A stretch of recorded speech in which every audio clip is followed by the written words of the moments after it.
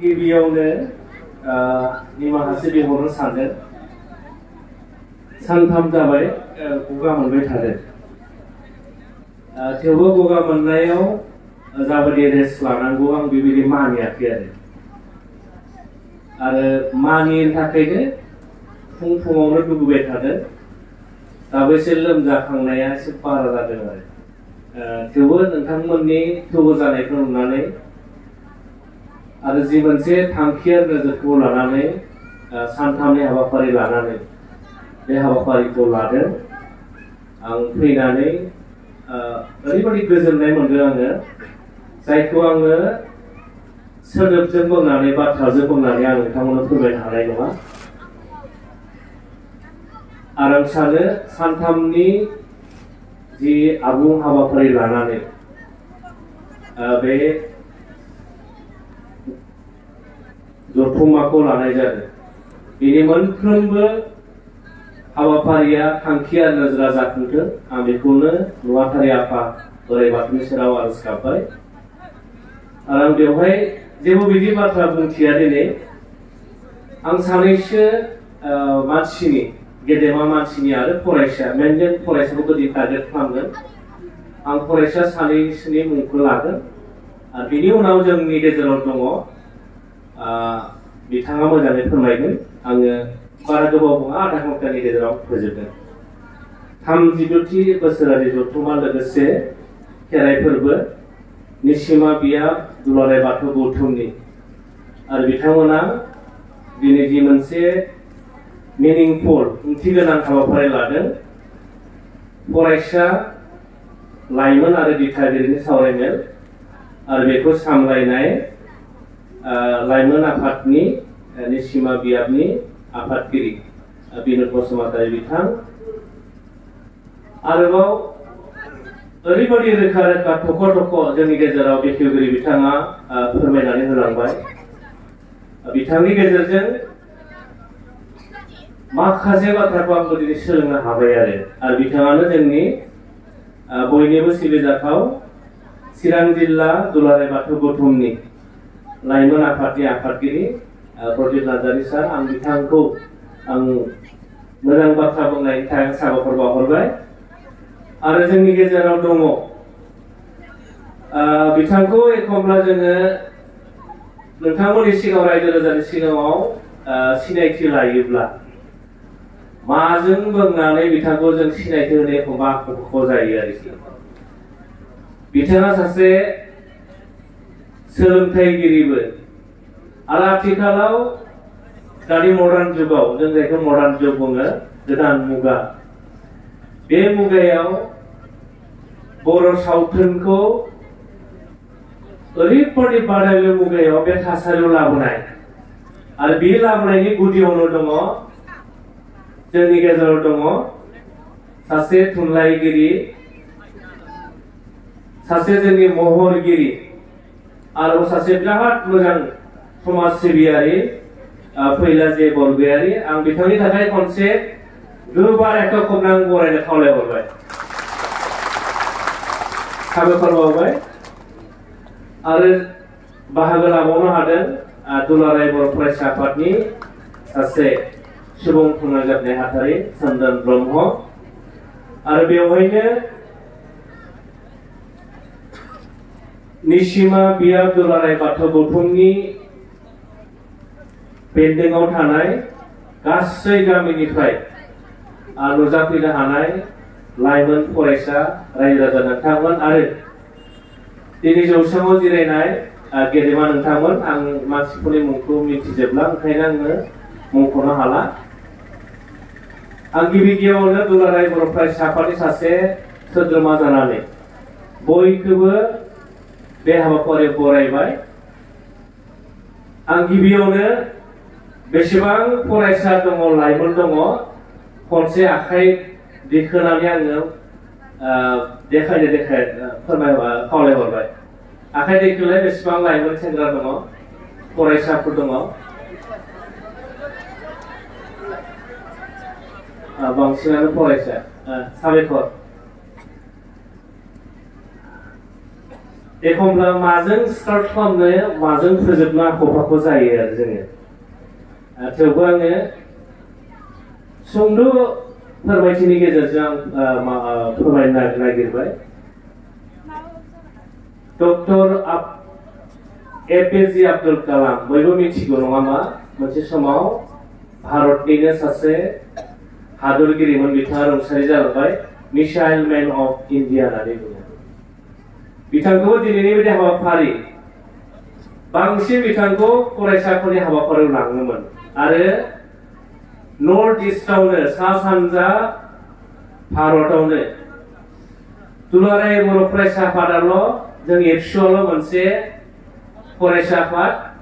जाय फरायसा आफादा 2011 मायथाइयाव डक्टर एपिजे आब्दुल कालामखौ जोङो क'क्राझारनि बनरगांआव जोंनि जथुमायाव मोननो हादोंमोन आरो बेखौनो बिथांनि पार्सनेल सेक्रेटारिया बिथांनि लेखायाव बे क'क्राझाराव फैनायखौ मोजां रग' रोखा रोखायै लिरना गालांदों आरोखि बेबायदि मिटिंआव सासे क्लास 7 नि फरायसाया डक्टर एपिजे आब्दुल कालामखौ सोंदोंमोन जे भारतबर्षनि बयनिबो साबसिन आरो बयनिबो लोरबां बे थासारिया मा होननानै सोंदों आरोखि बिथांखौ माया साबसिन आरो माया लोरबां अब्ला बिथाङा मोननैबो बाथ्रा बुंदों जे भारताव 140 क्रर 140 क्रर मा सुबुं माहारि दङ आरो जोङो वर्ल्डआव बयनिख्रुइ सुबुं हानजा थानाय हादरा जाहैबाय चाइना आरो बिनि उनावनो भारत जेराव 140 क्रर जोंहा सुबुं अनजिमा दङ आरोखि आरो बे 140 क्रर सुबुं अनजिमानि गेजेराव 60 क्ररानो 60 क्ररानो जाहैबाय मा लाइमोन आरोखि इन्डियायाव लाइमोन दङ माने सेंग्रा सिख्ला गोजा फरायनाय बिथाङा मोनसे बाथ्रा बुंदों बे भारत हादरनि 60 क्रर जुदि जोंनि फरायसाफ्रा मोजां फरायोब्ला थांखि लानानै मोजां फरायोब्ला भारतबर्षआ फैबाय थानाय 20 बोसोराव वर्ल्डनि गेजेरावनो बुहुमनि गेजेरावनो बयनिख्रुइ साबसिन सुपार पावार कान्ट्रि जानानै बिथाङा बुंलांदों आरो बिथाङा मोनसे बुंबावदों जे भारतनि कमजोरिया जाहैबाय 140 क्रर मानसिनाव जुदि थांखि गैयाब्ला मिशन गैयाब्ला जेबो उद्देश्यानो गैयाब्ला कुनु दिना माब्लाबाबो मा भारतबर्षआ बुहुमाव साबसिन हादर जानो हानाय नङा होननानै बुंदों आरो दा बिथांनि बाथ्राखौ बेस खालामनानै बिथा खालामनानै बुंनो नागिरदों बे निसिमा ओनसोलाव जेसेबां दिनै गामिनि सुबुंफ्रा बेवहाय जोनोम जाफैदों दिनै बे हाबाफारियाव बेवहाय जेसेबां लाइमोन दङ बे ओनसोलाव बे लाइमोनफोरानो फैबाय थानाय समाव बे निसिमा ओनसोलनि साफा दैदेनगिरि जागोन साफा लेखा गोरों जागोन साफा मोजां मानसि जागोन आरोखि आरो ओंखायनो दिनै बिमा बिफा दङ आं बिमा बिफा नोंथांखौ खावलायगोन नोंथांमोननि न'आव गय बारि थानो हागौ माइ दुब्लि थानो हागौ लाख फैसा थानोबो हागौ आरोखि नाथाय नोंथांनि न'नि सम्पतिया जाहैबाय नोंथांनाव जुदि खुदिया दङब्ला स्कुलाव फरायनाय दङब्ला कलेजाव फरायनाय दङब्ला इउनिभार्सिटियाव फरायनाय दङब्ला बेसो नोंथांमोननि सम्पति आरोखि मानोना 30 बोसोरनि उनाव जोंनि सारा बुंलांनाय बायदि 30 बोसोरनि उनाव जायफोर खुदियाफोरा दिनै दङ नै बिथिंबो दङ 30 बोसोरनि उनाव बिसोरनो निसिमा ओनसोलनि साफा दैदेनगिरि जागोन लेखा गोरों जागोन मोजां मानसि जागोन आरोखि दा ओंखायनो जों दुलाराय बर' फरायसा आफादा सानफ्रोमबो जोङो जोंनि लाइमोनफोरखौ फरायसाफोरखौ लानानै जोङो खामानि मावबाय थादों आरो आं मोनसे सल'जों बुंनो नागिरबाय दाथ' क्लास 10 बिदाय लाबाय माने बिसोरनि मेट्रिक लिरसिगोन आरो फेब्रुवारिनिफ्राय बेबायदिनो सानसे स्कुला बन्दनि उनाव स्टार्ट जाबाय आरो स्कुला 9 दङ 8 दङ 7 दङ 6 दङ 5 दङ 4 दङ 3 दङ 2 दङ 1 दङ आरो माने खिलिजेननाय फरायसा दङ आरोखि स्कुला जेब्ला खुलिबाय स्कुला खुलिनाय लोगो लोगो मा खालामबाय क्लास 9 नि फरायसाया क्लास 8 नि फरायसाखौ खावलायाव सोबा हरबाय आरो बियो नाङा फाङा सोबाबाय जेब्ला खावलायाव बुजायो क्लास 8 नि फरायसाया अब्ला क्लास 9 नि फरायसाखौ सोंबाय हाब नोंलाय दाय गैया मा गैया आंखौ मानो खावलायाव बुखोनानै सोंबाय आरो क्लास 8 निया जाय बुजानाय अब्ला क्लास 8 नि 9 नि फरायसाया बुंबाय आं नोंनिख्रुइ देरसिन नोंनिख्रुइ आं क्लास मोनसे देरसिन आं नोंखौ गोसो जाब्ला बुनोबो हायो जायखिजाया खालामनो हायो बिदि फिन होबाय आरोखि लोगो लोगो क्लास 8 नियाव सानबाय हाब आंनि उनावथ' मा दङ क्लास 7 लोगो लोगो मा खालामबाय बिबो बै क्लास 8 निया क्लास 7 निखौ खावलायाव सोबा हरलायबाय आरो बियो दा क्लास 7 आव सानबाय हाब नोंबो जुदि सिनियरा जुनियरखौ बुदोंब्ला बै 7 नाबो 6 खौ बुलायबाय दाना मा थाय थुय एकदम क्लासआनो बुलायलायबाय थाबाय आरो ना बुलायलायबाय बिनि उनाव जेब्ला थाखो 2 निया थाखो 1 खौ बुहरबाय थाखो 1 नि उनाव मा दङ 0 दङ बे 0आ सानबाय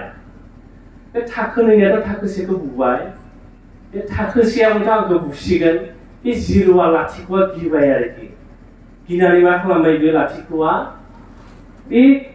बेन्चआव जिरायनाया गिनानै बे मा बै दरखंनि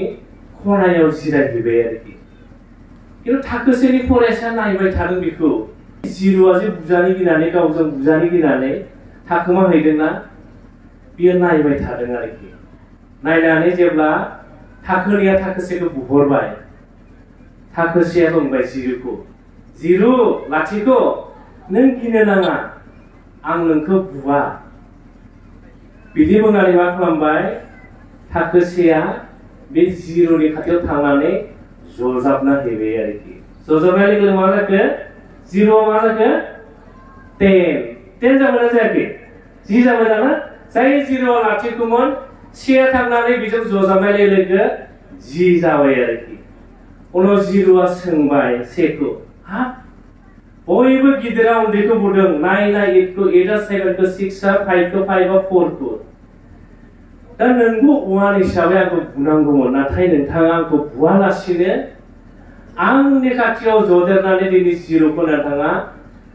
0 निफ्राय नोंथाङा 10 बानायबाय देरसिनसो बानायबाय मानो होननानै सोंबाय आरोखि 0 खौ 0 आ 1 खौ सोंबाय आरोखि अब्ला 1 आ मोनसे बाथ्रा बुंदों जाय सुबुङा गावखौ सानफ्रोमबो गिदिर गिदिर होननानै सानो जाय सुबुङा गावखौनो गोरों होननानै दिन्थिना लायो बे मानसियानो माब्लाबाबो गोरों मानसि नङा आरो जाय सुबुङा गावखौ अराय उन्दै साननानै गुबुनखौ गेदेर खालामो बे मानसियासो गिदिर सुबुं होननानै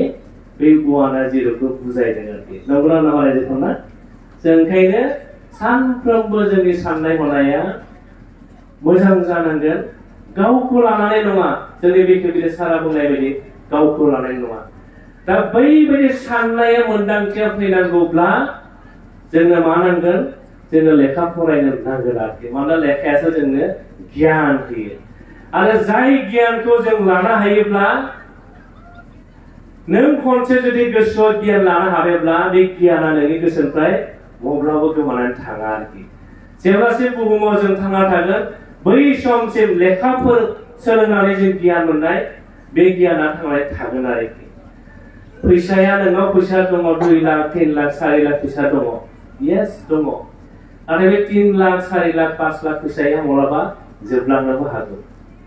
10 बिघा 20 बिघा 30 बिघा हा दङ सम्पत्ति दङ बे सम्पत्तिया माब्लाबा जोबलांनोबो हागौ गंब्रै गंबां बाख्रियाव माइ दङ बे माइया जोबलांनोबो हागौ नाथाय जेब्ला फरायनानै जों गियान मोनगोन लेखा गोरों जागोन बे गियाना लेखाया माब्लाबाबो गोमालाङा जोबलाङा आरोखि ओंखायनो जोङो फरायसाफोरा मोजां फरायनांगोन लेखा गोरों जानांगोन आरो बर' हारिखौ बर' माहारि बादखौ आं बर' आं खाम जथा सिफुं दामनानै आं मोसागोन आंनि धोरोमा गुदि धोरोम बाथौ धोरोमा बाथौ धोरोम आं खेराइ सिबिगोन बर' रावजों फरायगोन बर' राव रायलायगोन बे माहारि बादखौ लानानै जुदि जोङो बयबो जुदि थांनानै थायोब्ला भारत बर्षनिफ्राय बुहुमनिफ्राय बर' हारिया मब्लाबो गोमालांनाय नङा रायजोफोर ओंखायनो जों दुलाराय बर' फरायसाफोरा बे बर' हारिखौ जोङो अराय जोङो मोनसे गेरेमसा माहारि दानो थाखायनो जोङो नाजाबाय थादों आरो बे बेलायाव नोंथांमोना दुलाराय बर' फरायसा आफादनि जि थांखि आरो नोजोर बेखौ नोंथांमोना मदद होब्लासो जोङो मावफुंनो हागोन UNO United Nations Organization मोनसे बाथ्रा बुंदों बुहुमाव मोनसे हारिया हारि महरै सिनायथि मोननांगौब्ला मोनब्रै आखला थानांगोन मोनब्रै आखु बे आखुआ मा मोनसे राव थानांगोननो जोंना राव दङ ना बर' राव दङ आरो जोंनि बर' रावा 2003 मायथाइयाव भारतबर्षआव 22टा लेंगुवेज राव दङ जाय रावा भारतनि 9th सिडिउलाव भारतारि राव होननानै गनायजाबाय जोङो माने संबिजिताव जोङो गनायजाबाय जोंहा मोनसे बिजों दङ बर' माध्यम दङ बर' मिडियाम दङ आरो जोंहा मोनसे जौगा थुनलाइ दङ बर' थुनलाइ आफाद आरो जोंहा मोनसे दहाय मोसालांबाय ओरैबायदि मोजां मोसाबाय कोरियान मोसानाय बैबायदि जोंनि जि दोरोङारि मोसानाय जोंनि जि कालचार ट्रेडिशन बे मोनब्रै जिनिसखौ जों लाखिनो हायोब्ला बर' हारिया बुहुमाव मब्लाबो गोमालांनाय नङा आरो गोमालांनाय नंब्लाबो दिनै बर' हारिखौ सिनायनायाव वर्ल्डआव सिनायै रावबो गैला आरोखि दाख्लै जों 15-16 नभेम्बराव जेब्ला दिल्लीयाव बड'लेण्ड महोत्सब लाहैदोंमोन बे बड'लेण्ड महोत्सब लानायाव भारतनि गाहाय मन्त्रि नरेन्द्र मदि बिथाङा जेब्ला स्पिच लाखियो बे स्पिच लाखिनायाव बिथांनि फेसबुक पेजखौ स्पिच लाखिनायाव बुहुमनि 5 crore मानसिफोरा जेसेबां बुहुमाव गुबुन गुबुन हादर दङ बे गुबुन गुबुन हादरनि मानसिफ्रा जोंनि बर'नि बागुरुम्बा मोसानाय दाहाल थुंग्रि सिबनाय मोसानायखौ नायदों आरो बिथांमोना आरो नायनानै बे बर' हारिया मा हारि मा जायो मा लोङो बिथांमोननि आसार खान्थिया मा धोरोम फुजियो बे गासिबो नरेन्द्र मदिनि गेजेरजों दिनै बुहुमावनो गोसार जाबाय आरो बर' हारिया बुहुमनिफ्राय मब्लाबो गोमालांनाय नङा रायजोफोर दा दिनै आं दा लाइमोनफोरनि बाथ्रा मोनसे बुंनो नागिरबाय आंबो बारा बाथ्रा बुंलांनो सुंद' बुंनानै फोजोबनोसै सासे फरायसानि मुं लानो नागिरदों आङो बे फरायसालिया मा बिमा बिफा दङ आं दिनै बुंगोन माबायदि जायो बिसिनि थासारिया 2023 मायथाइ सासे फरायसा अल आसामाव बियो टप 10 नि टप पजिशन मोनदों आरो बिनि मुङा जाहैबाय मेट्रिकआव हिरम ठाकुरिया मेट्रिकआव 600 थायो बे 600 नि गेजेराव 600 नि गेजेराव बेसेबां मोनदों बियो 596 मोनदों बियो अनलि 4 नम्बरल' खम आरो बियो इंराजियाव मोनदों 100 आव 100 मेथ्सआव मोनदों 100 आव 100 एडभान्स मेथ्सआव मोनदों 100 आव 100 ससियेल साइन्सआव मोनदों 100 आव 100 एसामिस मिडियामनि फरायसामोन एसामिसआव मोनदों 98 आरो साइन्सआव मोनदों 98 बेयाव 2 मोननाय मोनब्ला बियो अल आसामाव 600 आव 600 मोनगौमोन आरोखि बियो दा माबायदि फरायसाफोरखौ जास्ट टेकनिकखौ होनो नागिरदों आरो माबायदि फरायो बेखौ जेब्ला अल आसामाव टप 1 पजिशन मोनबाय साংবাদিকफोरा सोङो आरो बयबो नुखानाय बयबो मिथिखानाय बेखौ सोंदों जे नों अल आसामाव बयनिख्रुइ सेथि मासिखौ नों मोननो हाबाय माबायदि मोनखो नों बै घन्टा फरायनाय माब्रै फरायनाय बेखौ सोंबाय आरोखि अब्ला बे फरायसाया मोनसे बाथ्रा बुंदों आं माब्लाबाबो घन्टा हिसाब फरायाखैमोन होननानै माने 1 घन्टा 2 घन्टा 3 घन्टा 4 घन्टा बेबायदि साननानै फरायाखै आरोखि हासा কথা नालाय बे बुंदों মই যেতিয়াই মন গৈছিল তেতিয়াই পঢ়িছিল আৰু এবাৰতে মই মনত ৰাখিবলৈ চেষ্টা কৰিছিলো তাৰমানে जेब्लानो गोसो जायो अब्लानो फरायदोंमोन आङो आरो खनसेयावनो आङो मा गोसोआव लाखिनो नाजादोंमोन आरोखि माबायदि फरायसा नायलाय जोंनि एखम्बा मा जायो फरायसाफोरखौ बिमा बिफा दङ गोबां मिथिगो फिसाला दङबा फिसाजो दङब्ला फुङावबो सिखारनो थाखाय फुजा नांगौ आरो फरायनो थाखाय फिसाला फिसाजोखौ बुंबाय थानांगौ बाबु फराय जारु फराय बुंनांगौ नोंथांमोना बुंनांगौ बुंनांगौ थिननांगौ नाथाय बिसोर फरायसाया जायफ्रा एडभान्स फरायसा गोरों फरायसा बिथांमोनखौ बिमा बिफाया माब्लाबा बुंफेराखैनो आरो मा होनो जेब्लानो गोसो जायो अब्लानो फरायदों आङो खनसेयावनो आं गोसोआव लाखिनो नाजादोंमोननो आरो ओंखायनो बे फरायसाया मा अल आसामाव टप 10 मासियाव हादों बेखौ सोंबाय नोंनि हबिया मा नों मा खालामना मोजां मोनो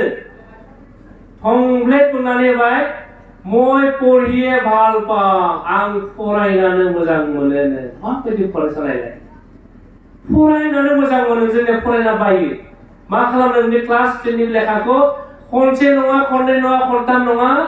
12 बार फरायनानै लेखाखौनो मुखस्थ जाजोबदोंनो मा पेजआव मा दङ गासिबो मिथिनो जाय फरायसा 2023 मायथाइयाव अल आसामनि टप 10 मासियाव हादों आरोखि बिनि उनाव बिमा बिफाफोर थांबाय जों नुदों जायफोर गथ'फोरा मोजां एग्जाम लिरो बिथांमोननि बिमा बिफाया बांसिन गथ'फोरनि थाखाय फरायनाय बांसिन खस्थ' खालामो आरोखि नङा जाहैबाय धेकियाजुलि आं उदालगुरि रायजोफोर जोंनि खाथियाव आरोखि जेब्ला बिमा बिफाखौ सोंहैबाय बेखौ बिमाखौ सोंदों आरो मानोना बयबो बिमाखौ बांसिन मोजां मोनो गथ'फ्रा जेब्ला बिमाखौ सोंबाय जे नोंनि फिसालाया अल आसामाव बयनिख्रुइ साबसिन सेथि मासिखौ आवग्रिनो हाबाय नों बिमा हिसाबै माबायदि गोजोननाय मोनदों होननानै सोंबाय आरोखि जाय सोंबाय बिमानि मेगननिफ्राय रथ' रथ' मोदै गदों आरोखि गाबदों बिमाया गाबनानै बुंदों बे आंनि मेगन थाइनैनि मोदैया दुखुनि नङा बे आंनि मेगन थाइनैनि मोदैया जाबाय सुखुनि मानोना आंनि फिसालाया दिनै मेट्रिक रिजाल्ट होनायाव अल आसामाव सेथि मासियाव आवग्रिनानै जों बिमा बिफाखौ गोजोन होनो हादों ओंखायनो आङो गोजोननाय मोननानै मेगन मोदै गदों होननानै बिमाया बुंदों आरोखि दा जायफोर फरायसा दङ दिनै आं नोंथांमोनखौ बुंगोन नोंसोरबो लुबैना लुबैया बिमा बिफाखौ गोजोन होनो लुबैयोना लुबैयो बिमा बिफाखौ जुदि गोजोन होनो लुबैयोब्ला खस्थ' खालामनांगोन गोब्राब फरायनांगोन आरोखि मानोना जिखिनि बिमा दङ जिखिनि बिफा दङ बयबो बिमा बिफानाव मोनसे सिमां थायो मा सिमां आंनि फिसालाया मोजां फरायदों स्कुलाव फरायदों कलेजाव फरायदों इउनिभारसिटियाव फरायदों मोजां फरायनानै सानसे समाव जोंखौ रुजु रुमै जोङो संसार जागोन बे सिमां दङ आरोखि आरो बे सिमांखौ मोगथां महराव जाफुंहोग्रा सोरगोन जोंनि फरायसाफ्रा लाइमोनफ्रा आरोखि ओंखायनो आङो बयबो फरायसाफोरखौ मोजाङै फरायनो आङो खावलायहरबाय बिमाया बुंबावबाय मा होनदों जेब्ला क्लास 6 मोनदोंमोन हृदम ठाकुरिया फिसालाया बै क्लास 6 निफ्रायनो खनसेबो बिमा बिफाया गावनि फिसालाखौ बाबु नों फरायनानै बुंफेराखैनो आरोखि थोनफेराखैनो बिमाया होनबावबाय एखमब्ला जों फिसालाखौ लानानै बोराय बुरै नांलायो फिसालाखौ लानानै नांलायो मानो नांलायो फरायनो थाखाय नामा नङा फिसालाया हृदम ठाकुरिया जेब्ला मोनाबिलियाव 6टायाव टेबोलाव जिरायो फरायनो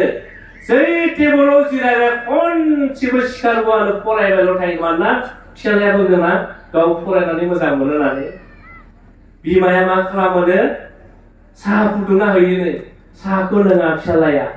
गाइखेर फुदुंना होयोनो गाइखेरखौबो लोङा ओंखामखौ खुरनानै मोजां खोबनानै दोनहैयोनो ओंखामाबो सुग्लायना मोस्रोम मानफावजोबलाङोनो जाया ओंखामखौ माना गथ'आ फरायनानै मोजां मोनो बिफाया नायखुमाबाय थायोनो फिसालाया ओंखाम जादोंना जायाखै साहा लोंदोंना लोङाखै गाइखेर लोंदोंना लोङाखै जेब्ला गाइखेरा सुग्लायलाङो ओंखामाबो मोस्रोमा मानफबलाङो साहायाबो सुग्लायलाङो बिमाखौ फैना रायफैनो जाम्बि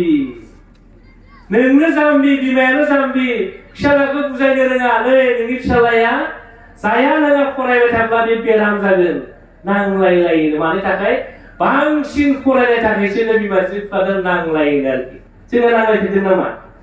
फिसालाखौ फरायनाय थाखाय नांलायफेरदों नामा नांलाया जोंना नांलायो बिफाया फैनानै बुंफैगोन बिमाखौ बोरो नोंनि फिसालाया बोरो फिसाजोआ दाबो न'आव सफैयाखै फरायनांगौ जायोना जाया जोंनिया जायो नङा होमबा दा जोंबो सोलायनायनि सम फैबाय रायजोफोर मानोना आथिखालनि जुगाव जुदि थावना थानांगौब्ला लेखा गोरों जायाब्ला मोजां फरायनो हायाब्ला नों मोजां कलेजाव नों एडमिशन मोननाय नङा बे खाथां खोथा आरोखि दानि कलेजाव क'क्राझार गभ कलेजाव जुदि सोरबा फरायसाया निसिमा ओनसोलनिफ्राय एडमिशन मोननांगौब्ला बिनि पार्सेन्टेजआ 80 जानांगोन आनन्दराम बर' एकाडेमि पाठशाला नगावआव मोनसे दं रामानुजन सिनियर सेकेन्डारि स्कुल आं दिनै नोंथांमोनखौ बुंगोन बिमा बिफायाबो मोनसे सिमां नुनांगोन मा सिमां नुनांगोन आंनि फिसालाखौ आङो नगावनि रामानुजन सिनियर सेकेन्डारि फरायसालियाव आं फरायथारहोगोन पाठशालानि आनन्दराम बर' एकाडेमियाव फरायथारहोगोन आरो आं दिनै गेरान्टि होगोन नोंथांमोननि खुदियाया जुदि Ramanujan senior secondary school Nagaon Anandaram Barua' एकाडेमियाव जुदि एडमिशन मोनदोंब्ला दिनै आं गेरान्टि होगोन नोंथांमोननि गथ'खौ नोंथांमोननि फरायसाखौ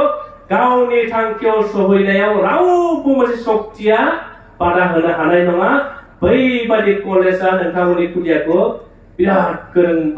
मोजां फोरोंनानै गिदिर गोलाव खालामो आरोखि ओंखायनो आं फरायसाफोरखौबो दिनै खावलायगोन गोब्राब फराय जेरै हृदम ठाकुरिया मोना फरायदों बिमा बिफाया नांलायनायनि उनाव जुदि बारान्दायाव नांलायबाय थाबा फिसालाया खोनासंबाय थायोनो मा होनो आइ आफाया आंनि थाखायनो नांलायदों मा खालामो फिसालाया बै क्लास 10 नि लेखाखौ दोनथ'योनो दोनथ'ना टेबोलनिफ्राय सिखारबोयो नामा सिखारबोआ बियो मा गंसे आलमिरा दङनो आलमिरा बे आलमिरा गासिबो लेखायानो गोजा आरोखि मा खालामबावनो बियो बे आलमिराखौ खुलिनानै लेखा बरनबावो सोरनि लेखा आं दिनै नोंथांमोननो बुंगोन आरोखि आसामनि सासे गेदेमा लिरगिरि बिथाङा रुंसारि जालांबाय जोंनि सारमोना मिथिगोन हुमेन बरग'हाइ बिथाङा मोनसे लेखा दङ उच्च आकांक्षा होननाय जायफोरा एसामिस गोरों फरायनो हागोन आंबो फरायबाय आं बर' मिडियामनि नाथाय आं बर' मिडियामनिब्लाबो आंनि आइया एसामिस बिदानजों फरायनायमोन 4 बोसोर जाबाय थैलांबाय आइया उन्दैयावनो जोंखौ आइया एसामिसजों फोरोंदों बर'जोंबो फोरोंदों ओंखायनो आङो बर'बो लिरनो हायो एसामिसबो लिरनो हायो बर'बो फरायनो हायो एसामिसबो फरायनो हायो उच्च आकांक्षा लेखाखौ आं फरायबाय आरो बे उच्च आकांक्षा लेखाखौ दतमानि हायार सेकेन्डारिनि सासे फोरोंगिरि रंगिना दैमारि होननाय बे रंगिना दैमारि सारा बर'आव गेदेर हाबिलास होननानै राव सोलायदों आरो बे लेखाखौ राव सोलायनानैनो रंगिना दैमारि सारा भारतबर्षनि बयनिख्रुइ साबसिन साहित्य एकाडेमि बान्थाखौ बिथाङा मोननो हादों आरो जायफोर बर' मिडियामनि फरायसा दङ गेदेर हाबिलास लेखाखौ बायनानै फराय आं दिनै बुंगोन जाय फरायसाया बे लेखाखौ फरायो नों जुदि 1 घन्टाल' फरायनो हायोब्ला बे लेखाखौ फरायनाय नोङो सानगोन आं दिनैनो बे लेखाखौ फरायनानै फोजोबनोसै नामा ओरैबादि मोजां लिरनाय दङ सासे मानसिया गेदेराव इयुनाव गेदेर मानसि जानांगौब्ला मा हाबिलास थानांगौ बे लेखायाव रोखा लिरनाय दङ आरोखि बे लेखाखौ फरायनानै हृदम ठाकुरिया अल आसामाव सेथि मासियाव मोननो हादों बिनि उनाव सोरनि लेखा फरायबावो बियो डक्टर एपिजे आब्दुल कालाम बिथांनि जिउ खौरां आं दिनै बुंगोन बर'आव सोलायबाय राव सोलायबाय फरायसाफोरखौ खावलायगोन काजलगाव थां बङाइगाव थां लेखा दखानाव हाब डक्टर एपीजे आब्दुल कालाम बड'फा उपेन्द्रनाथ ब्रह्म महात्मा गान्धी जेसेबां गिदिर गिदिर मानसिनि जिउ फरायनांगौ आरोखि मानोना बिसोरो ओरैनो गिदिर मानसि जायाखै बिथांमोननि जिउ खौरांखौ फरायब्ला जों इन्सपिरेसन मोनो ओरैबादि थुलुंगानाय मोनो ओंखाम उखैनाय मोना मेंग्लिनाय मोना ओरैबादि गोहो फैयो सोरबा फरायसाया जुदि 1 घन्टाल' फरायदोंब्ला 3 घन्टा 4 घन्टा बे फरायनो गोसो जागोन आरोखि माबायदि बिथांमोना फैनानै बेबायदि भारतनि हादरगिरि जानो हादों जेब्ला फरायनायखौ एसे बानाय मोनबाय मा खालामबावनो बियो फिसालाया हृदय ठाकुरिया बिफाखौ बुङो देउता আপোনাৰ মোবাইলটো মোক 20 মিনিটৰ কাৰণে দিয়ক नोंथांनि मोबाइलखौ आंनो 20 मिनिट थाखाय हो फिसालाया मोबाइल बाहाया बिफानि मोबाइलखौ बिहरनानै मा खालामोनो खोमायाव हेडफोनखौ लानानै बे मोबाइलाव मा दङ जुबिन गार्गनि मेथाइ दङ दीपलिना डेकानि मेथाइ दङ आरोखि बे मेथाइखौ 20 मिनिट खोनासंनो बियो सोर बे हृदय ठाकुरिया 20 मिनिट खोनासंनायनि उनाव बै जे फरायनानै एसे मेङोना ब्रेना बै जेब्ला मेथाइखौ खोनासङोना बिनि मेथाइ खोनासंनायनि उनाव बिनि मेंग्लिनाय देहाया थाजिम जाफिनो आरोखि माबायदि टेकनिक खालामोना बिसोरना जोंबो सोलोंनांगोन ना जोंबो सोलोंनांगोन जोङो सुलेखा बसुमतारी बिग्राय ब्रह्म गौतम ब्रह्म मेनका बसुमतारी आरो आथिखालाव बेसेबां मोजां मोजां जोंनाव सिंगार ओंखारबाय आरो दिनै हिनजावसाफोरखौ बुंगोन आङो फरायनानै एसे मेंनाय मोनदोंब्ला नों जुदि मेथाइबो खोनासंनो गोसो गैयाब्ला आइया ओंखाम इसिङाव ओंखाम संनानै दङ जेबो खामानि मावना बिमानि खाथियाव थां एसे हेल्प खालामनानै हो आइनि खाथियाव थांनानै मैगंखौनो सायनानै हो आलुखौनो जिरनानै बिगुर आइया मोजां मोनगोन ना मोजां मोनगोन आरो नोंबो मेंग्लिनाय देहाखौ फिन थाजिम खालामनानै फरायनो गोसो जाफिनगोन आरो ओंखायनो आं बेबायदि टेकनिकखौ लानानै जोंनि लाइमोनफोरखौ आरो स्पेसियेलि आङो फरायलांनायखौ लानो खावलायदों आरोखि मेट्रिक होनायनि उनावनो बे हृदय ठाकुरिया ओरैनो न'आव गैया आरोखि बे मा खालामदों गुवाहाटीयाव मोनसे एलएन कचिं इनस्टिट्यूट होननाय इनस्टिट्यूट दङ बेयाव बोरै डक्टर जायो बोरै इन्जिनियार जायो बिनि थाखाय कचिं होयो आरोखि माबायदि एडभान्स फरायसाना जोंनिया मा जायो परीक्षा जोबनाय लोगो लोगो लेखाया जाबनानै दोनबाय सोरबा आमाइनाव आलासि जाहैनोसै सोरबा आब'नाव आलासि जाहैनोसै सोरबा गुमै दङबा गुमैनाव आलासि जाहैयोना जाहैया जोंनिया जाहैयो नाथाय जायफोरा गोरों न'खर जायफोरा मोजां फरायसा समखौ कुनु दिना बिसोर आद्रि खालामा आरोखि ओंखायनो बियो मेट्रिक परीक्षा जोबनाय लोगो लोगो डक्टर इन्जिनियार जानो थाखाय बियो मा खालामबाय कचिं लाहैदों आरो डक्टर इन्जिनियार जानोब्ला 2 बोसोर फरायबावनांगोन आरो हायार सेकेन्डारि नङा होमबा फार्स्ट इयार सेकेन्ड इयार बिनि उनावसो डक्टर इन्जिनियार जानो हायो 2 बोसोर एडभान्स माबायदि फरायसा जोंबो एडभान्स जानांगोन जेब्ला बेखौ सोंबाय हृदय ठाकुरियाखौ खांबादिका जे हृदय ठाकुरिया तुम्हार जीवनाव लक्ष्य की नोंनि जिउनि थांखिया मा नों मा जानो लुबैयो अब्ला बे बुंदों आंनि जिउनि थांखिया डक्टर जानायबो नङा इन्जिनियार जानायबो नङा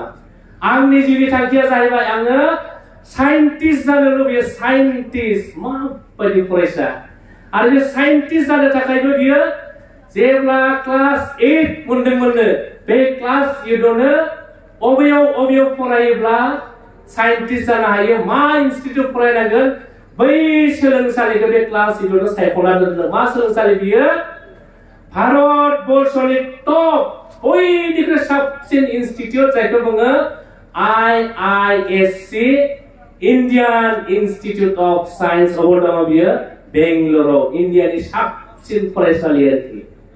बे हृदय ठाकुरिया दा बेवहाय एडमिशन लाहैबाय आसामनि 2 फरायसा दङ आंनि न' खाथिनि मंगलदैनि थिथिराज बास्तव कलिता बे फरायसायाबो मेट्रिकआव टप 1 आरो हायर सेकेन्डारि साइन्सआव टप पजिशनखौ मोनदोंमोन थिथिराज बास्तव कलिता बेबो IISc आव फरायबाय थादों आरोखि मायाव जागोन बियो केमिस्ट्रिनि साइन्टिस्ट जागोन आरोखि मा माबायदि एडभान्स फरायसा ओंखायनो आं फरायसाफोरखौ खावलायगोन बिमा बिफाखौ खावलायगोन दानिफ्रायनो नोंथांमोना मा जागोन थांखिखौ लाखानांगोन साइन्सआव फरायनो आर्ट्सआव फरायनो ना कमार्सआव फरायनो दानिनो थिग खालामना लाखा आरो बिनि उनाव नायगिरदो साइन्सनि थाखाय बबे कलेजा मोजां आर्ट्सनि थाखाय बबे कलेजा मोजां आरो कमार्सनि थाखाय बबे कलेजा मोजां दानिफ्राय सायख'खा आरोखि आरो बिनि थाखाय जों गोब्राब स्टाडि खालामनांगोन आरो बेखिनिखौ लाङोब्लानो जोंनि बर'फोरनि गेजेरनिफ्रायबो हिदम ठाकुरिया बायदि जोनोम जागोन आरो आं बे बेलायाव बिमा बिफाखौ बांसिन नोजोर होनो खावलायबाय बे इलेक्ट्रिक बाल्ब नुदोंना बाल्ब सोर दिहुनदोंमोन बे इलेक्ट्रिक बाल्बखौ बे इलेक्ट्रिक बाल्बखौ दिहुननाया जाहैबाय आमेरिकानि थमास आल्भा एडिसन आरो थमास आल्भा एडिसना जों बायदि बियो स्कुलाव थांनानै शिक्षा लायाखै आं जास्ट सल'खौ बुंनो नागिरदों बिफा गैया बिमाल'मोन थमास आल्भा एडिसना जेब्ला एलपि स्कुलाव फरायो एलपि स्कुलाव फरायनायाव ओरैबादि आदुवा गाधा फोरोंगिरिया फोरोंबाबो बिनाव खोमायाव हाबा आरोखि लास्ट बेन्चआव जिरायो सानसेखालि फोरोंगिरिया सानबायनो बे थमास आल्भा एडिसना आंनि फरायसालियाव जुदि फरायबाय थायोब्ला गुबुन फरायसायाबो मा आदुवा जालांगोन जाम्बा जालांगोन ओंखायनो आङो बे फरायसाखौ 3 मास फरायनायनि उनाव फोरोंगिरिया खिदान्त लाबाय मा खिदान्त लाखो बे फरायसाखौ आङो आंनि स्कुलाव फरायनो होला सानसेखालि बियो लाइजाम लिरहरबाय बिमानो लाइजाम लिरहरनानै बिमानो हैनो होबाय फिसालानो थमास आल्भा एडिसन जे नोंनि आइनि बे लाइजामखौ हैथां लाइजामाव मा लिरनाय दङ लाइजामाव लिरनाय दङ जे नोंनि फिसाज्लाया ओरैबादि जाम्बा मूर्ख जेबो रोङा नोंथांनि फिसाज्लाया बे फरायसालियाव थायोब्ला गुबुन फरायसाफ्राबो जाम्बा जालांगोन ओंखायनो नोंथांनि फिसाज्लाखौ आं दिनै फरायसालियाव फरायनो होला दिनैनिफ्राय फैनो होला होननानै बिमानो लाइजामखौ लिरनानै हरदों आरोखि जेब्ला थमास आल्भा एडिसना बिमानो लाइजामखौ हैबाय लाइजामखौ बेखेवनानै बिमाया गाबबाय रुख रुख गाबदों आरोखि मेगन मोदै गजोबदों अब्ला फिसालाया सोंबाय आइ नों मानो गाबदों फोरोंगिरिया नोंनो लाइजामाव मा लिरहरदों फिसालाया सोंबाय आरोखि अब्ला बिमाया बुंदों बाबु नोंनो फरायसालिनि बयनिख्रुइ साबसिन फरायसानो नों बायदि ओरैबायदि गोरों फरायसानो नों थायोब्ला बै फरायसालियाव नों सोलोङोब्ला गुबुन फरायसालिया जाम्बा जालांजोबगोननो माने नोंजों रावबो बाथा मोननाय नङा नों गोरोंद्राय नालाय ओंखायनो नोंखौ दिनैनिफ्राय बे फरायसालियाव नोंखौ फरायनो हरनो नांला होननानै आङो खावलायहरदों होननानै बिमाया थगायबाय आरोखि फिसालाखौ माबायदि ना ओरैबादि बिमानि पावारा जेब्ला बिमाया थगायबाय नंबाय फिसालायाबो आं साबसिन गोरों दांनानै उनाव बिमायानो बेखौ ओरैबादि फोरोंबाय बै थमास आल्भा एडिसना जाय फोरोंगिरिया बेखौ जाम्बा होननानै मूर्ख होननानै स्कुलाव थांनो हायाखैमोन बै थमास आल्भा एडिसना इलेक्ट्रिक बाल्बखौ दिहुननानै दिनै बुहुमखौनो सोरां होनो हादों बेल' नङा बिथाङा 1200निबो बांसिन जोंनि फरायसाफोरखौ खावलायगोन आङो थमास आल्भा एडिसननि बायोग्राफि बेखौ फराय माबायदि ना बिमानि पावारा माबायदि दङ सासे बिमाया सासे लोरबां खुदियाखौ सासे जाम्बा गथ'खौ साबसिन खालामनो हानाय पावारा बिमानाव दङ आरोखि दा ओंखायनो फरायसाफोरखौ खावलायगोन नाङा फाङा आइ आफानाव नाङै जिनिसखौ बिनो नाङा आरोखि बै सारा बुंनाय बायदि बिथांनि न'खरा बिराद दुखिया होनदों दा आंबो आरोखि आं बोसोरसेयानो जायाखैमोन अब्ला आफाया थैजादों जों बिदा फंबाय साब्रै आब' सासे आंनो दुइसिन आरोखि जोंनि आबौआ आबै सानैमोन जोंनि आबै गिदिरनि सानै फिसा दंमोन आंनि आफा आरो आफानि बिनानाव सासे दंमोन आरोखि आबै थैनायनि उनाव जोंनि आबौआ सासे गदाय लाबोबाय आरोखि गदाय लानानै जों मिथिया जोंनि गदाय आबैयानो बिराद जोंनि आफाखौ माने मोजां नोजोरजों नायामोन आरोखि जायनि थाखाय हा जोमखौबो एसे खम मोनदों होननानै जों मिथियो आरोखि बिनि उनाव आफा थैबाय बयबो मिथिगौ बिफा गैयाब्ला न'खरा मा जायो आंनि माहा बिबाय जायफोर बिफा गैयै न'खर आं बेवहाय रावखौबो दुखु होनो नागिरो सा फोरमायनो नागिरदों आरोखि जेब्ला आफा थैदोंमोन आदा गिदिरा देरसिन आदाया क्लास 10 आव फरायबाय थादोंमोन आरो आइया गावनो खिथालाङोमोन जेब्ला आफा थैबाय नालाय दा न'खराव गार्जेन गैयाब्ला मा जायोना आदाया क्लास 10 आव फरायनाया आइखौ बुंफैदोंनो आइ आफाथ' गैला जेसेबां हा दङ सोर मावनो आं लेखा फरायला आइ आं लेखा गारनानै न'नि हाखौ आङो हालेवनानै आबाद मावनोसै अब्ला आइया मोनसे बाथ्रा बुङो खबरदार नोंनि नोमाया दाबो थांनानै दङ लेखा गारनाय बाथ्राखौ आंनि खाथियाव माब्लाबो रायखांनाङा नोंसोर फरायनांगोन ओरैबादि खस्थ'जों जों फरायबाय आं दाबो गोसो दङ 5 किल'मिटार जोङो एमइ स्कुल हाई स्कुलाव थांदों 5 किल'मिटार थांलाय फैलाय 10 किल'मिटार जायो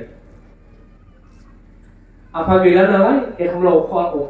रसा नाङो आरोखि जोङो थारुन रुनाय खुमब्रा बोराय रुनाय दाबो मोनजानाय जोंहा गोसोआव दङ आरोखि हायाबो बन्दकआव थांबाय आदामोनखौ फरायहोनाय जोंखौ फरायहोनानै मा खालामोन आइया गुबुननि न'खराव थांनानै माइ सौफायोमोन आरो माइ सौफानानै मा खालामोमोन बे जुजाय सालिया होनबा जोङो जुजाय सालिनानै जे इंखुर सिरियोना बे इंखुरखौ ज' लाबोन खालामनानै ओंखाम संनानै जोंखौ जाहोनायबो जोंहा गोसोआव दङ आरोखि ओरैबादि खस्थ' खालामबाय आंहा साननायानो एसे आलादा खामोन आरोखि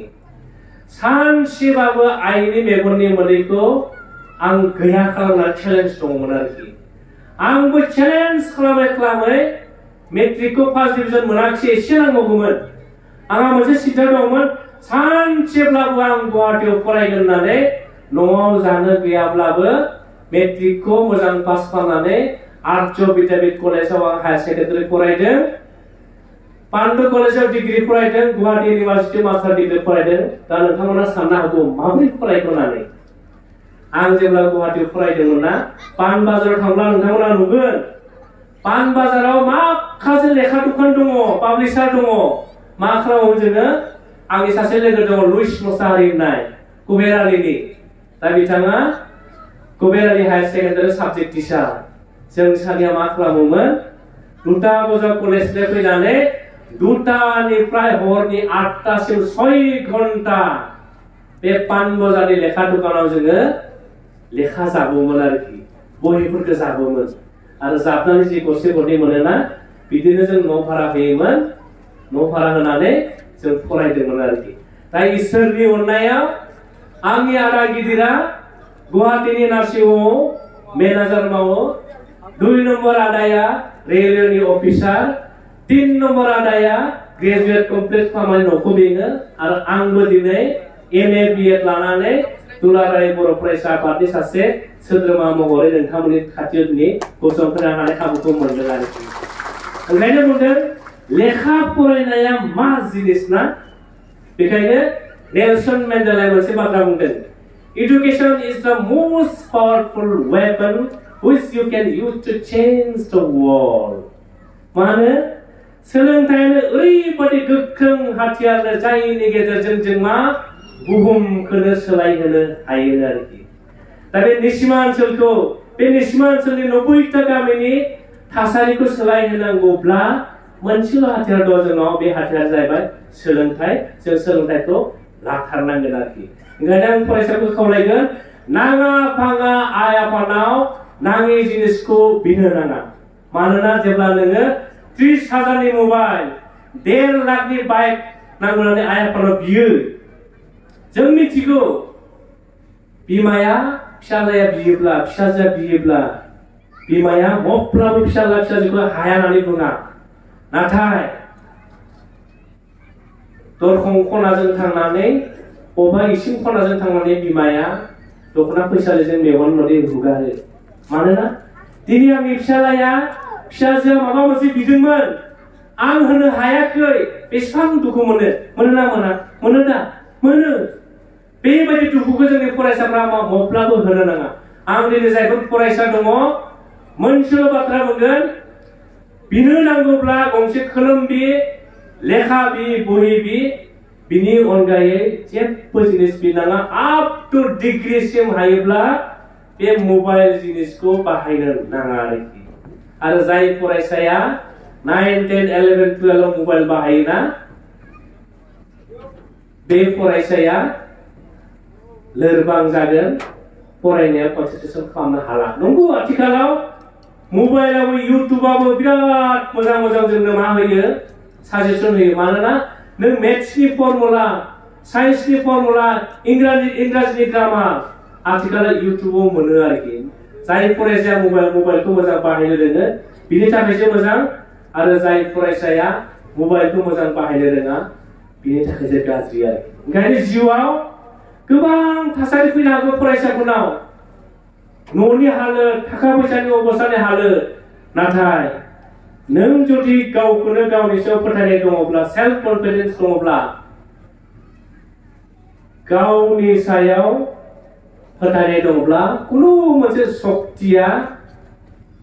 नोंखौ नोंनि थांखियाव सहैनायाव रावबो बाधा होनो हानाय नङा आरोखि आं सर्ट खालामनोसै जोंनि फैलाजे बरगयारि बिथाङा मोजां बाथ्रा बुंगोन आरोखि दा मोनसे बाथ्रा आं जेरावबो बुङो दिनैबो बुंगोन जों गामि ओनसोलाव थानाय सुबुं बे अबस्थाखौ आंबो बारबोदों न'खरनि निखारि थासारिखौ आंबो बारबोदों नोंथांमोननि गेजेरावबो थानो हागौ आं सासे फरायसानि मुं लानो नागिरदों बेबो 2022 सननि खोथा आंनो नुनाय स्वयं आंनि मेगनजोंनो नुनाय आरोखि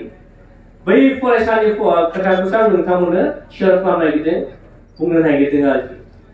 जोंनाव हरिसिंगा होननाय मोनसे दखर आफाद दङ उदालगुरियाव जोंहा 22टा दखर आफाद दङ एबसुआ मा खालामो गोलोम बोथोराव जोङो 9, 10 नि फरायसाफोरखौ इंराजि मेथ्स आरो साइन्स जोङो मास मोनसे गथ'फोरखौ फोरोङो आरोखि बे हरिसिंगा दखर आफादाबो गथ'फोरखौ फोरोंदों आरोखि बेबायदिनो 530 फरायसा फारसेथिं हौवासाफ्रा जिरायदों फारसेथिं हिनजावसाफ्रा जिरायदों आरोखि आंखौ लाना थांदों बिथांमोना आंबो थांदों 11टा बजे सहैदों आङो 20 मिनिटसिम गथ'फोरजों रायलायनायनि उनाव सासे फरायसुलि क्लास 10 आव फरायनाय आरोखि बे गथ'आ बिराद खारबोदों आं नुदों आरो दरजाजों नुहुरगासिनो फिल्ड मोनसे दङमोन बे फिल्डजों खारबोदों गथ'आ ओरैबादि स्पिडआव खारबोदों बियो खारबोनावनो बे खानायखौ राबारजों खानानै लादोंमोन आरोना गथ'आ बे खारबोनावनो बिनि खानायनि राबारा जनानै खानाय गेंग्रुंलांनानै बाराव आइलि जालि बिरबायलायदों आरोखि खारबो बियो दरजा मोखाङाव फैनानै आं थिफु सार आं हाबनो हागोन ना होननानै आंखौ पारमिसन लादों आरोखि हाबफैबाय बियो बेबायदि आगोल बेन्चआव 4 हिनजावसा फरायसा दंमोन आं जिरायहोबाय आरो बिनि उनाव आङो फरायसाफोरजों फिन रायलायनायनि उनाव 10 मिनिटसो जाबायगोन टाइमा 10 मिनिटसो रायलायनायनि उनाव बे फरायसाया बिराद रुखु गाबदों आरोखि बियो गाबदों गाबनानै बियो गावनि गाबनायखौ जे गुबुना दाखोनाथों बे आखाइजों खुगाग्रे मुथुदों आरो मुथेजों नाथाय बियो ओरै हांमा सुराब गाबदों बिनि आखाइजों मुथेनायाबो बिनि गाबनायखौ होखोमानो हायाखै लाखिनो हायाखै आंबो खोनाबाय गासिबो फरायसाफ्रा खोनाजोब्बाय आरोखि आं जेब्ला नायहरबाय एकदम मेगन थाइनैया मोदै बोहैग्लायजोब्बाय सिखारबाय सिखा नों मानो गाबदों ना आंनि बाथ्रा बुंथिनायखौ नों मोजां मोनाखै नामा आं सोंबाय बेखौ अब्ला बे बुंदों सार आं नोंथांनि बुंनायखौ गाज्रि मोनाखै सार आंखौ दखर आफादा 11टा बाजियाव लिंहरदोंमोन सार 30 मिनिट आधा घन्टा लेट जाबाय सार आंखौ निमाहा हो आं दाय मावदों ओंखायनो आं दुखु मोननानै गाबदों ओंखारदों होननानै गाबदों आरोखि नाथाय आं नायबाय बे फरायसानि मोखाङा एसे आलादा मोनसे माबा मोनसे जारिमिन सल' दङ आरोखि जेब्ला आं सोंबाय बिखौ नों जे आधा घन्टा लेट जाबाय मानो लेट जाया नोङो देलाय मानो लेट जाखो आं सोंबाय आरोना जाय सोंबाय बै फरायसाया बुंनाय बाथ्राखौसो दिनै नोंथांमोना आं बुंनो नागिरदों आंनि बाथ्रा नङा दे आंनो खोनानायालाय सार आंनि मुङा जुनालि दैमारि आङो हरिसिंगा हायार सेकेन्डारियाव क्लास 10 आव फरायो 2023 मायथाइयाव आङो बर' बिजोंनिफ्राय मेट्रिक लिरगोन सार मेट्रिक सार जोंनि न'आ बिराद दुखिया सार बिराद दुखिया आफा दङमोन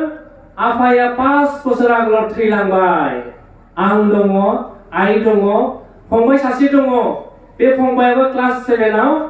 हरिसिंगा हायार सेकेन्डारियाव फरायो सार आं सानफ्रोमबो फुंबिलियाव 4:30 सिखारो सार 4:30 सिखारनानै आधा घन्टा न'नि खामानि मावो सार मा खामानि मावनो आधा घन्टा गावसोर बिमा गाव फंबाय थानाय रुमखौ सिबस्राङोनो सिथ्ला सिबस्राङोनो लामा सिबस्राङोनो बिनि उनाव गावसोर साथाम जानाय थोरसि लथाखौ सिबोनो आरोखि सार आधा घन्टा न'नि खामानि मावनायनि उनाव सार आं गामिनि दुब्लियाव माइ गायनो थाङो सार होननानै बुंदों आरोखि गाबदों बियो ओमफ्राय आंखौ सोंबावदों सारा साननो हागौ आंहा न'आव दुखिया माइ दुब्लि गैया बिगासेबो हा गैया माइ दुब्लि आं सोरनाव माइ गायनो थाङो फालाय सार आंखौ सोंनो हागौ होननानै आंखौ कुइसन खालामबावदों सार जों दुखिया ना सार ओंखायनो मा खालामो सार आङो गामिनि माहाजोननाव हाजिरा माइ गायनो थाङो सार आं हाजिरा माइ गायनो सानसेयाव आङो 170 टाका मोनो सार जों दुखिया नालाय ओंखायनो 3 मास 4 मास माइ गायो सार आङो दुखियाखायनो माइ गायो 3 मास 4 मास माइ गायनायनि उनाव सार सानसेयाव 170 टाकायै जेसेबां फैसा मोनोना सार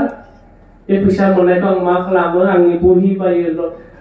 खोलोम बायो लेखा बायो फंबायनिबो बहि बायो लेखा बायो खोलोम बायो आरो सार जेसेबां फैसा आग्लायना सार जों दुखिया नालाय खबरसे ओंखामनि थाखाय जों माइरं बायनानै जायो सार आं बे गाबदों आरोखि गाबनायनि उनाव आंबो गाबबाय गासै फरायसाफोरा गाबजोब्बाय आरोखि ना बे गाबनायनि उनाव आंखौ बुंहरबाय सार नोंथाङा गाबनो नाङा नोंथाङा दुखु जानाङा सार आं दुखिया जानो हागौ जानो गैयि गथ' जानो हागौ नाथाय सार आंनावबो मोनसे गोरबो दङ गोसो दङ आंनावबो मोनसे हाबिलास दङ मा हाबिलास दङ बिनाव सार 2023 मायथाइयाव आङो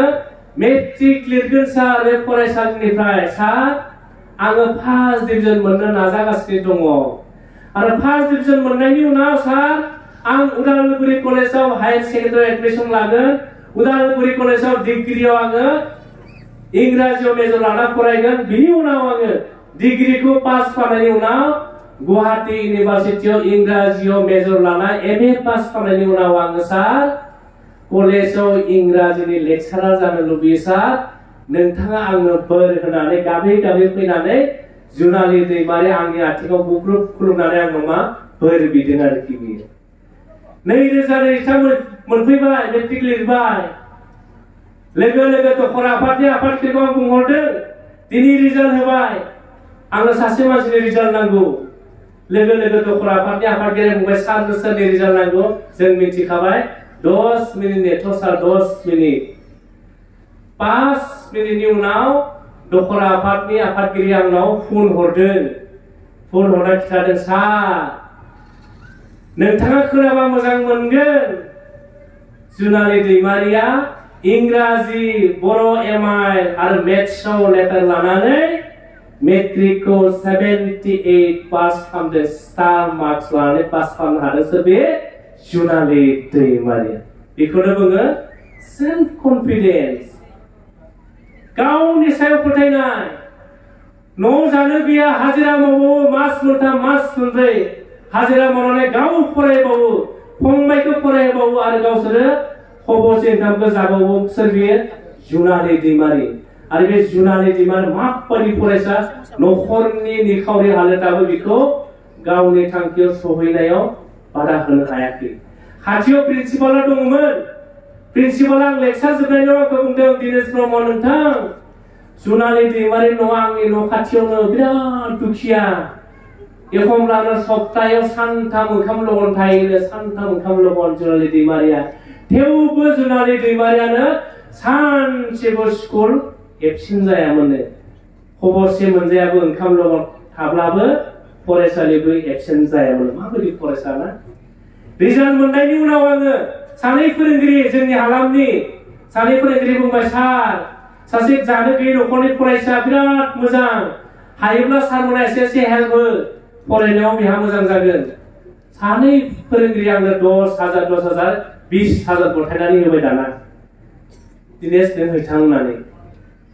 फन नाम्बार बिहरबाय जुनालि दैमारिनि। जुनालि दैमारि नखराव फन बाहाया, मबाइलबो गैया। दखरा आफादगिरिनो 20,000खौ मबाइलावनो हरबाय। हायोब्ला जुनालि दैमारिनो बे 20,000खौ सानै फोरोंगिरिया हरदों नालाय नों हैथां। 20,000 फैसाखौ लानानै थांबाय जुनालि दैमारि नखराव। जुनालि दैमारिखौ बुंहैबाय जे दिनेश सारा सानै फोरोंगिरिनिफ्राय 20,000 फैसा हरदों नोंनि एडमिसननि थाखाय। मा बुंदों मिथिगौ रायजोफोर? सानफेरनो हाया। एखमब्ला बिखाफ्रा धुप धुप मावखांलाङो आरोखि, जों नुनाय नालाय।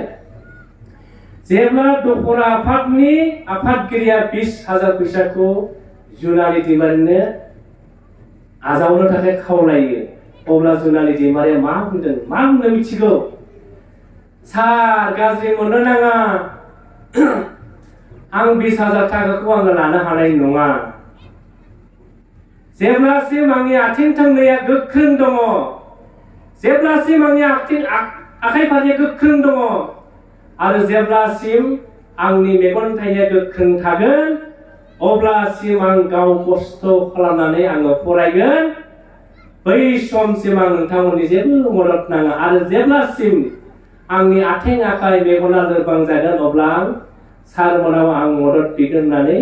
जुनालि दैमारिया 20,000 थाखाखौ आजावाखै आरो। माबायदि फरायसा? बेहा फोथायनाय दङ, येस, आं माबा मोनसे मावनो हागोन, आं माबा मोनसे खामानि मावनो हागोन। बेनाव मोनसे सेल्फ कनफिडेन्स दङ, गावनि सायाव गाव फोथायनाय दङ आरोखि। दा ओंखायनो जाय फरायसाया बे गावनि सायाव गाव फोथायनायखौ लानानै दावगालांनो हायोना,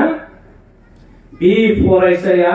गावनि जिउनि थांखियाव सहैनायनिफ्राय रावबो मोनसे सक्तिया बेखौ बादा होनो हानाय नङा आरोखि। ओंखायनो दिनैनि बे सावरायमेलनि गेजेरजोंनो आङो फरायसाफोरखौ, लाइमोनफोरखौ बेखिनि बाथ्राखौ खावलायबाय। फरायनायजों लोगोसे बिमा बिफाखौ मान होनाय, गेदेर गोलावखौ मान होनाय, फोरोंगिरिखौ मान होनाय, बेखौ जोंनि फरायसाफोरा लांनो नांगोन। आरो गामिनि थासारि दानाय, बेखौ जोंनि फरायसाफोरा लांनांगोन। आरो बिमा बिफायाबो गावनि फिसाजोआ फरायसालियाव थांना न'आव फैयाखैब्ला बबाव थांदों, मानो थांदों, बेफोर खबरखौ जों लानांगोन आरोखि। अब्लानो आं सानो बे निसिमा ओनसोलावबो फैबाय थानाय समाव मोजां फरायसा उजिगोन, मोजां सुबुं उजिगोन, आं बेखौ फोथायबाय। जोबथारनायाव आं बयनोबो साबायखर बावहरबाय आरो बे हाबाफारियाव आंखौ लिंहरनानै फंनैसो बाथ्रा फरायसाफोरनि सोमोन्दै फोरमायनो खाबु होनायनि थाखाय आं साबायखर बावहरबाय। जोबथारनायाव जास्ट फरायसाफोरखौ मोनसेल' बुंबावनो नागिरदों आङो, मोनसे सल'नि गेजेरजों फोजोबनोसै आरोखि। बे सल'आ ओरैबायदि, सासे बोराय मानसि, बेहा 6 बोसोरनि फिसाला दङ आरोखि। बे बोराय मानसिया मा खालामो, सानफ्रोमबो उन्दुना सिखारनानै बे हाजोआव बेरायनो थांबाय थायो आरोखि। 1 घन्टा 1.5 घन्टा बेरायो बियो। सानसेखालि फिसालाया बुंबाय, आफा, आंबो नोंजों दिनै थांफागोन, हाजोआव बेरायनो नोंथाङा आंखौ लांनांगोन। बिफाया बुंबाय, बाबु नों थांनाङा, मानोना हाजोआ फारसेथिं गोजौ फारसेथिं गाहाय, दैसा दङ। नों बोरैबा हाजोआव गाद्लिना गोग्लैयोब्ला बै दैसायाव थांनानै नों थैगोन। नाथाय बिफानि खोथाखौ फिसालाया मानियासै। फिसालाया बुंबाय, आफा नों आंखौ दिनै हाजो बेरायनो लाङाब्ला आं दिनै फरायसालियाव थाङा फिसालाया बिदि बुंबाय नालाय बिफाया गिनानै फिसालाखौ हाजोआव बेरायनो लांबाय आरोखि थांफानो मोननानै फिसालाया ओरैबायदि गोजोननाय मोनबाय बियो नाथाय बिफाया सानफ्रोमबो हाजोआव थाङो बियो मिथिगौ बे हाजोनि लामाया माबायदि बबेयाव अन्थाइ दङ बबेयाव दिंग्रा दिंसि दङ बिफाया मिथिगौ नाथाय फिसालाया थांनो मोननाय लोगो ओरैबायदि खुसिजोंनो बियो खारलाबायनानै उनाव लामायाव मोनसे अन्थाइ दङमोन बे अन्थाइयाव थांनानै फिसालाया सौग्रावहैबाय आरोखि सौग्रावहैनानै हान्थुआ दुखु मोनबाय बिगुरा जिनानै थै ओंखारबाय आरोखि जों बयबो मिथिगौ जेब्ला जों दुखु मोनो सौग्रावना दुखु मोनो आइदै होननानै जोंनि खुगानिफ्राय मोनसे आवाज ओंखारो बै फिसालायाबो जेब्ला अन्थाइयाव सौग्रावनानै आइदै होनबाय नालाय बै फिसालानि आइदै होनाया बे हाजोआव सौग्रावनानै मोनसे वेब जाबाय रिंसार जाबाय आरोखि आइदै होनबाय आरोखि बे फिसालाया सानबाय आङो सौग्रावनानै हान्थुआ बिगुरा जिनानै थै ओंखारदों आं आइदै होनदों नोंसोरो थाखोमानानै आंखौ सोलोंफादोंसोना बे फिसालानि खोथाया जे हाजोआव ओंखारनानै आइदै होनदों नालाय फिसाला सानबाय बेखौ सोरबा थाखोमानानै जंखाय हरदों होननानै फिसालाया रागा जोंबाय आरोखि बिराद रागा जोंबाय बे बुंबाय नोंसोर गासिबो गाज्रि मानसि होननानै होस्रिखावबाय आरो फिसालाया बै मानसिफोरखौ थांखिनानै बे फिसालायालाय बुंबाय नालाय नोंसोर गासिबो गाज्रि मानसि बे फिसाला बुंनायानो नोंसोर गासिबो गाज्रि मानसि होननानै रिंखांनानै आरो फिसालानि खोमायाव नांफैलायबाय आरोखि फिसालाया रागाजों थानो हाला हाब नोंसोरो आं जा बाथ्राखौ बुङो नोंसोरो बेखौनो सोलोंखादोंना रागा बारा जाबाय बियो रागा बारा जोंनानै नोंसोरखौ मोननायमोनब्ला साफा हमना बुगौमोन होननानै फिसालाया बुंफिनलायबाय आरोखि बै फिसाला बुंफिननाय बाथ्राया आरोबाव नोंसोरखौ मोननायमोनब्ला आङो साफा हमनानै बुगौमोन होननाया फैफिनलायबायना बांसिन रागा जोंबाय दाना बिफाया नायहरगासिनो उनथिंनिफ्राय फिसालाया मा जादों बिफाया मिथिखानानै बिफाया फैफिननानै फिसालानि खाथियाव फैनानै बुंबाय आरोखि नोंसोर साफ्रोमखौबो आङो अननो ओंखारो होननानै बिफाया बुंबाय आरोखि बिफाया बुंनाय लोगो नोंसोर साफ्रोमखौबो आङो अननो ओंखारो होननानै बुंनाया आरो रिंखांफैलायबाय फिसालाया सानबाय आफाखौबो बिसोरो मोजां बुंबाय आंखौबो बिसोर गाज्रि मोनबाय सानदों आरो फिसालाया बे फिसालानि मोखांखौ नायनानै बिफाया सानफैबाय माबा मोनसे फिसालाया सानदों उनाव बिफाया आखाइखौ ओरै गोलाव खालामनानै बुंबाय नोंसोर बयखौबो आङो अननो ओंखारो होननानै बिफाया बुंबाय आरोखि बिनि उनाव बे बिफाया बुंनाय बाथ्राया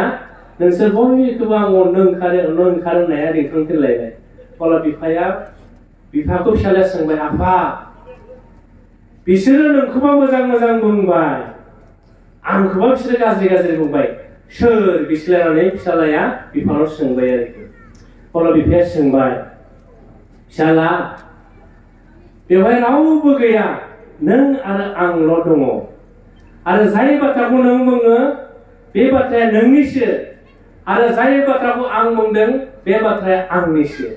नों जुदि बुहुमाव मोजां खामानि मावोब्ला नों जुदि मोजां मानसि जायोब्ला नोंखौ बयबो अनसायगोन नोंखौ बयबो बोजबना लागोन ना लागोन आरो जुदि बे निसिमा ओनसोलाव नों जुदि गाज्रि खामानि मावोब्ला सुबुं माहारिनि जुदि नंखाय बाथ्रा बुङोब्ला बे निसिमा ओनसोलनि मानसिफोरा नोंखौ मोजां मोनगोन नामा बबेबा मोजां मोननाय नङा ओंखायनो बिफाया बुजायदों बेखौ ओंखायनो दिनै नोंथांमोनखौ आंबो बुंगोन जाहैबाय फरायसा बुहुमाव मानसिया खनसेनि थाखाय जोनोम मोनो जों जेराव जोनोम बेयाव थैनायबो दं जों बयबो सानसे समाव थैलांगोन नाथाय ओरैबायदि खामानि माव जाय खामानिया नों थैनायनि उनावबो जुगे बे निसिमा ओनसोलनि मानसिफोरजों अराय रायखांजायो जेरै जोङो बड'फा उपेन्द्रनाथ ब्रह्मआ 1990 मेआव थैलांबाय बड'फा उपेन्द्रनाथ ब्रह्मखौ दिनैसिमबो जोङो बिथांनि सावगारिखौ लानानै जोङो बिथांनि मोजां खामानि मावनायनि थाखाय जोङो बिथांनि सावगारियाव आलारि बाथि सावो दा ओंखायनो निसिमा ओनसोलावबो जोंनि लाइमोनफ्रा ओरैबायदि मोजां खामानि माव जाय खामानिनि थाखाय बे ओनसोलनि मानसिफ्रा नों थैनायनि उनावबो नोंखौ आलारि बाथि सावनानै नोंखौ अराय फुजिनो हायो आरो बे बाथ्राखौनो बिफाया जेब्ला फिसालानो बुजायनानै होयो फिसालायाबो खोथाखौ मिथिनानै लास्टआव मा खालामबाय फिसालाया आखाइखौ ओरै गोलाव खालामनानै नोंसोर बयखौबो आङो अननो ओंखारनानै फिसालाया बेनि हाले गोसो खालामनानै बुंबाय आरोखि गोजोनजों खुलुमबाय